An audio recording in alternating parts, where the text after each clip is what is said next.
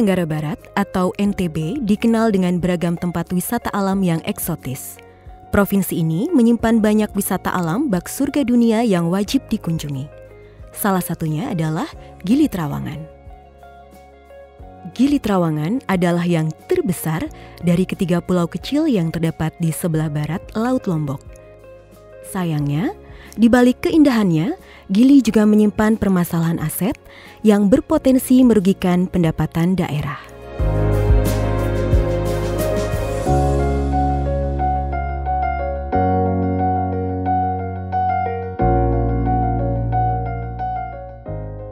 Pemerintah Provinsi Nusa Tenggara Barat memiliki objek tanah dengan golongan tanah pariwisata yang terletak di Dusun Gili Trawangan, Desa Gili Indah atau Pemenang Barat, Kabupaten Lombok Utara dengan total luas 750.000 meter persegi.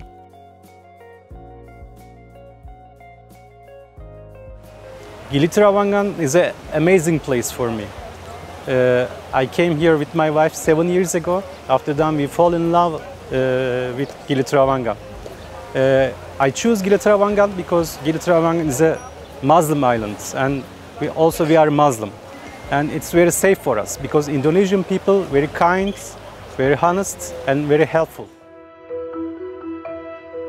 Pada 1995, pemerintah Provinsi Nusa Tenggara Barat melakukan kontrak produksi dengan PT Gili Trawangan Indah (GTI) atas luas lahan 650.000 meter persegi yang merupakan bagian dari lahan milik pemerintah Provinsi Nusa Tenggara Barat dengan total nilai aset sebesar 2,3 triliun rupiah.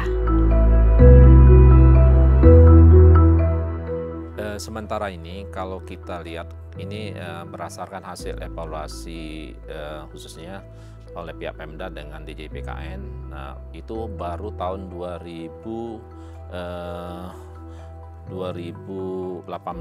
sekitar 2,3 T nilai aset itu. Jadi kalau lihat kondisi sekarang ya udah 5 tahunan, sekitar 5 tahunan, mungkin udah mencapai 3,5 T sekitar itulah kira-kira ke ininya. Namun, selama hampir 27 tahun lebih, PT Gili Trawangan Indah belum memenuhi dan dianggap melalaikan kewajibannya. Antara lain, pembangunan cottage dan fasilitas penunjang lainnya untuk pengembangan kepariwisataan. Pasca penjajahan kontrak itu kan PT GTI tidak melaksanakan pembangunan sebagaimana perjanjian kontrak dan juga tidak melaksanakan surat keputusan Kakanwil BPN NTB saat itu terkait dengan pemberian hak atas tanah, hak guna bangunan di atas HPL. Di sana juga menyebutkan mewajibkan PT GTI untuk melakukan pembangunan resort dan kawasan pariwisata. Selain itu, aset seluas 650.000 meter persegi yang dikerjasamakan dengan PT Gili Trawangan Indah terlanjur diduduki dan dikuasai oleh masyarakat untuk membuat hotel atau cottage hingga saat ini. Tapi pemantauan kami selama identifikasi, mau akan di SHM-kan, mau. Tapi mudah-mudahan atas kerjasama dengan ATR BPN, jangan sekali tangan jahil itu lagi sekarang menyentuh mau memproses HPL jadi SHM. Tuh. Dan tidak ada haknya, tidak boleh. Hak di atas hak itu tidak boleh. Itu.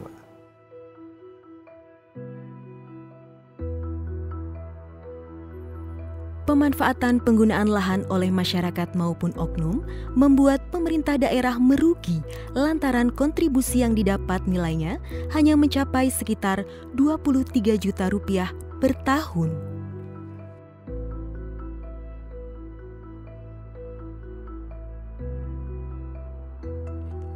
Kita lihat di dokumennya kok kontribusi daripada PT GTI itu kecil sekali gitu, sekitar 23,5 juta per tahun.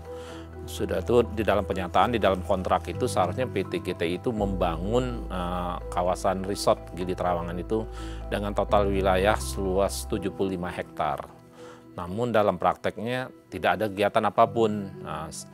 Jadi kok kita lihat lahan-lahanan PT GTI malah dikuasai oleh masyarakat. Sudah itu tidak memberikan kontribusi kepada pemerintah Provinsi NTB, hanya sebesar 23,5 per tahun. Terjadi kerugian negara karena yang seharusnya menjadi pendapatan retribusi dan pendapatan tahunan daerah nyatanya tidak diterima oleh pemerintah daerah. Pemerintah NTB sudah melakukan beberapa upaya untuk menindaklanjuti hal ini. Mulai dari proses identifikasi dan inventarisasi masyarakat dan pengusaha yang berada di atas tanah pemerintah provinsi, melakukan kajian dan analisis hukum, hingga berkoordinasi dengan pihak agraria dan tata ruang, Badan Pertanahan Nasional.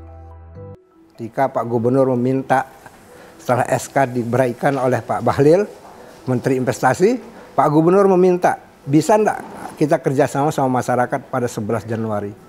Nah, itulah kami mulai masuk di Gili Trawangan untuk merayu masyarakat, mensosialisasikan, mendekati per objek atau per oknum masyarakat untuk mau bekerja sama pemerintah. Alhamdulillah awalnya indah, tapi ya namanya untuk mencari indah itu kadang-kadang banyak tantangannya, Mbak ya. Jadi tapi itu pun kami tidak pernah mundur dan saya bikin tim lain itu adalah sebagai penyemangat kami untuk melakukan kerja-kerja di Gili Trawangan untuk pemulihan dan optimalisasi aset di Gili Trawangan. Pada 2020, KPK kemudian melakukan pendampingan terhadap pemerintah Provinsi NTB untuk menyelesaikan aset-aset bermasalah, salah satunya adalah Gili Trawangan. Nah, disitulah ada MCP KPK. Saya pertama kali memasukkan ke dalam MCP KPK. Karena kami ini tidak pernah bisa. Saya belajar dari dokumen-dokumen awal, saya bikin selayang pandangnya. Jadi dia paling ujungnya kajian. Jadi apakah selama itu akan kita mengaji gitu. Mengkaji tapi kita tidak pernah bisa membaca situasi. Hanya mengaji saja. Nah, akhirnya kami bikin dari sepakat teman pengamanan aset, kami dari tim UPTB mencoba untuk memasukkan ini dalam aset bermasalah. Dan itu pun poin pertama. Alhamdulillah KPK langsung merespon.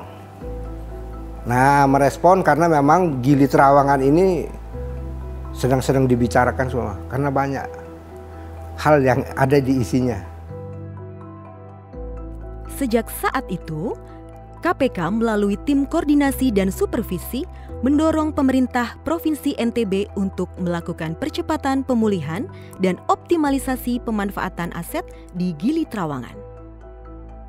Melihat dari itulah kita melakukan koordinasi khususnya kepada Pemda Provinsi melalui BPKAD, Inspektorat, dan para pihak terkaitnya untuk melakukan penyelesaian PT GTI. Setelah kita melakukan monitoring dan evaluasi, dan kita juga melakukan pengecekan lapangan pada saat itu pada tanggal 23 November 2020 kita ke lokasi bersama Pak Gubernur.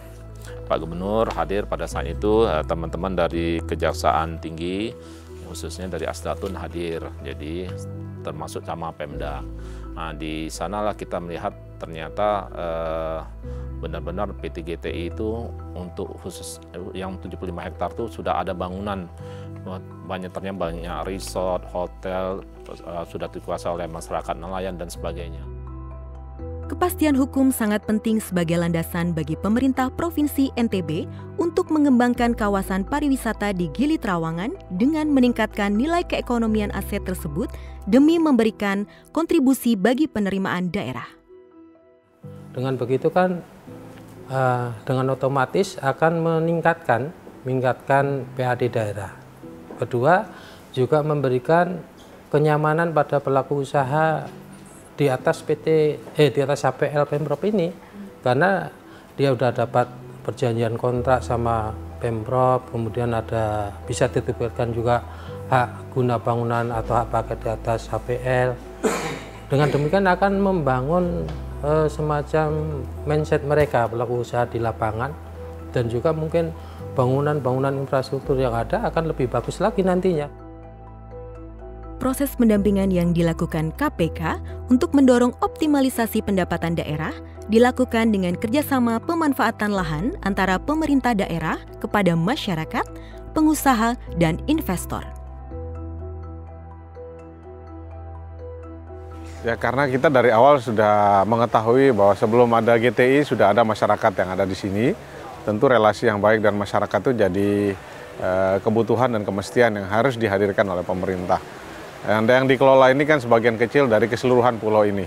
Nah, oleh karena itu saya kira nanti pulau ini akan jadi saksi di mana Pemda akan hadir di sini, akan ada kantor penghubung, ada security juga sehingga akan memberikan rasa aman bukan hanya pada investor tapi juga pada penduduk lokal. Hingga saat ini, telah tercatat kesepakatan sebanyak 216 kerjasama dengan estimasi kontribusi per tahun sekitar 5,4 miliar rupiah.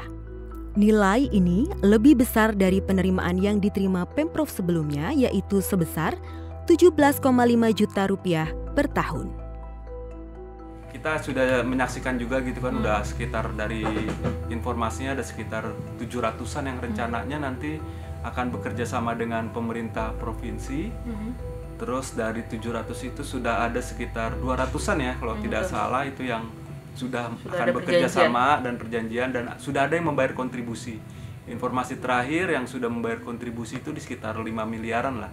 5 miliaran dan ini masih menunggu sebenarnya dari 700 itu lalu nanti kedepannya kan dikembangkan lagi. Sebenarnya informasi juga kalau potensi ini bisa dimaksimalkan bahkan tadi capaian bisa sampai 50-60 M per tahun kontribusi yang diberikan ke pemerintah daerah. Pemulihan aset Gili Trawangan sebagai barang milik daerah dan optimalisasi penerimaan aset daerah dari aset tersebut merupakan implementasi atas dua fokus area perbaikan tata kelola pemerintahan daerah yang terangkum dalam Monitoring Center for Prevention. MCP yang tadi disampaikan beberapa narasumber itu merupakan salah satu cara Monitoring Center of Prevention. Tapi yang paling penting adalah bagaimana dimitigasi itu integritas dari kita semua untuk menjaga aset itu untuk bisa bermanfaat bagi masyarakat. Komitmennya kami pasti dukung program yang untuk kemanfaatan bagi masyarakat. Sebagai buah manis dari upaya koordinasi supervisi yang dilakukan, pada 9 September 2022, Menteri ATR BPN Hadi Cahyanto memutuskan untuk membatalkan hak guna bangunan PT GTI dan mengembalikan sepenuhnya pemilikan dan pengelolaan Gili Trawangan ke pemerintah daerah.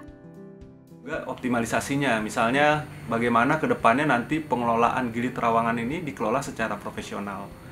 Terus beberapa hal misalnya kita bisa lakukan benchmark ke beberapa aset Pemda yang sebenarnya ini sudah sangat profesional dan di pemerintah provinsi bisa melihat ke sana misalnya kayak di pengelolaan Ancol gitu ya. Terus kan mereka juga jelas terus di sana di Gili Trawangan diharapkan memang nanti ada badan pengelola sendiri.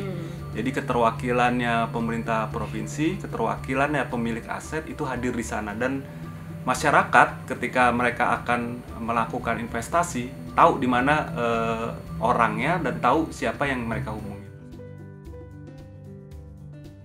Barang milik daerah sebagai aset daerah merupakan kekayaan negara, sehingga perlu dikelola secara baik. Aset-aset milik daerah harus diadministrasikan dengan tertib, sehingga dapat dikelola dan dimanfaatkan untuk kepentingan masyarakat. KPK berharap masyarakat dapat bekerja sama secara sehat dengan Pemprov NTB dalam upaya memajukan Gili menjadi destinasi wisata andalan di NTB.